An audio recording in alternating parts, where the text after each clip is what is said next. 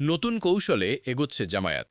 আসন্ন জাতীয় সংসদ নির্বাচন ঘিরে নতুন কৌশলে এগোচ্ছে বাংলাদেশ জামায়াত ইসলামী।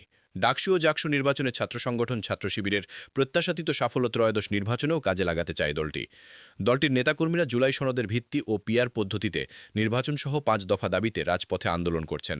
এর মাধ্যমে জনমত তৈরি এবং ভোটের মাঠে নিজেদের শক্ত অবস্থান নিশ্চিত করেই তারা চেষ্টা চালাচ্ছে জোট বেঁধে ভোট করার।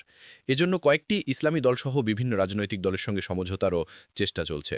কোনো অবস্থাতেই ত্রয়োদশ জাতীয় সংসদ নির্বাচন হাতছাড়া করতে চাচ্ছেন না জামায়াত নীতি নির্ধারকরা। এজন্য রাজপথে আন্দোলনের পাশাপাশি সমান্তরে নির্বাচনী প্রচার চালিয়ে নিতে কেন্দ্র থেকে তৃণমূলের নেতাকর্মীদের নির্দেশনা দেওয়া হয়েছে। দলটির বিভিন্ন পর্যায়ের একাধিক নেতার সঙ্গে কথা বলে জানা গেছে এসব তথ্য। যদি রাজনৈতিক বিশ্লেষকরা বলছেন আসন্ন নির্বাচন নিয়ে কৌশলে পা ফেলছে জামায়াত, রাজপথে আন্দোলন তার নির্বাচনী কৌশলের অংশ। সরকার অভিশেষ একটি দলের উপর চাপ রেখে ভোটের মাঠ সাজাচ্ছে জামায়াতের দায়িত্বশীলরা। ডাকসু ও জাকসু নির্বাচনে প্রত্যাশার চেয়ে বেশি সাফল্য পেয়েছে। এই পরিস্থিতিতে দলটি কোনোভাবেই জাতীয় নির্বাচনে ভালো করার সুযোগ হাতছাড়া করতে চাইছে না। জামায়াতের নীতি নির্ধারণী পর্যায়ের অন্তত ৫ জন নেতা জানান, নির্বাচনে অংশ নেওয়ার ব্যাপারে কোনো সংজ্ঞা নেই তাদের। আসন্ন নির্বাচনে অংশ নেওয়ার বিষয়ে নীতিগত সিদ্ধান্ত হয়েছে। সেই সিদ্ধান্ত বাস্তবায়নে নেতাকর্মীরা অটল। তারই ভিত্তিতে ৩০০ আসনে সম্ভাব্য প্রার্থী ঘোষণা করা হয়েছে। এসব প্রার্থী নিজ নিজ এলাকায় প্রচারে ব্যস্ত সময় কাটাচ্ছেন। গণসংযোগ, মতবিনিময় সভা এবং উন্নয়ন ইস্যু নিয়ে নিজেদের প্রার্থীদের তুলে ধরছেন। জনগণের আস্থা অর্জনে কাজ করছেন। তরুণ ভোটারদের টার্গেট করে অনলাইন ক্যাম্পেইনের প্রস্তুতিও চলছে জোরে সোরে।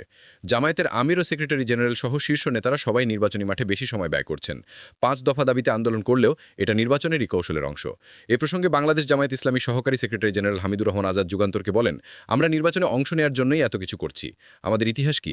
আমরা সংসদে ছিলাম, আবার রাজপথে মিছিল করেছি, সেই মিছিল থেকে আবার সংসদে গিয়েছি। এ কারণেই বলছি রাজপথে আন্দোলন তো থাকবেই, কারণ জনগণ ও দেশের ইস্যু ছাড় দেওয়া যায় না।